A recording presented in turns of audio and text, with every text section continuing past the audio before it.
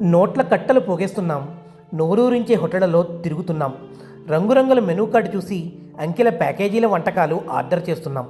కడుపు నిండుతోంది, ఆకలి తీరుతోంది, కానీ గుండె గదిలో ఏదో వెలితి, ఆత్మ లోతుల్లో ఎక్కడో చిన్న అసంతృప్తి. గుర్తుందా ఆనాడు కంచం ముందు మనం మారం చేస్తుంటే తన కడుపు ఆకలిని దాచుకుని మన నోటికి అమృతం పంచిన ఆ చేతులు, అన్నం తిననని మారం చేస్తుంటే చందమామ సాక్ష్యం చూపిస్తూ మన వెనకాలే నడిచిన ఆ పాదాలు, అమ్మ ముద్ద కలిపి నోటి దగ్గరికి తెస్తుంటే ఆ ముద్దలో మెతుకుల కంటే ఎక్కువగా ఆమె మమకారం కనిపించేది. మనం తినే ప్రతి మెతుకులోనూ ఆమె ప్రాణం వినిపించేది. ఈరోజు ఆఫీసు ఏసీ గదుల్లో కూర్చుని చల్లబడిన బాక్సు తింటుంటే కంచం పక్కన కూర్చుని కన్న కొడుకు కడుపు నిండా తినాలని దీవించే ఆ కళ్ళు గుర్తొస్తున్నాయి. వడ్డించిన విస్తరి ముందు మన ముఖం వైపు ఆశగా చూసే ఆ చూపులు గుర్తొస్తున్నాయి.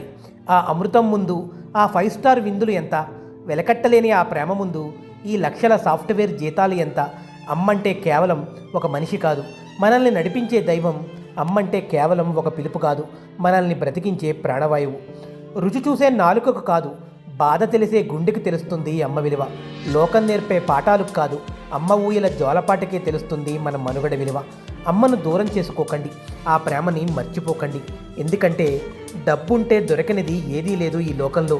కానీ ఆ ముద్ద వెనుక ఉన్న మమకారం, ఆ చేతి వెనుక ఉన్న మాతృత్వం మళ్ళీ మళ్ళీ పుట్టినా వెతికినా దొరకదు.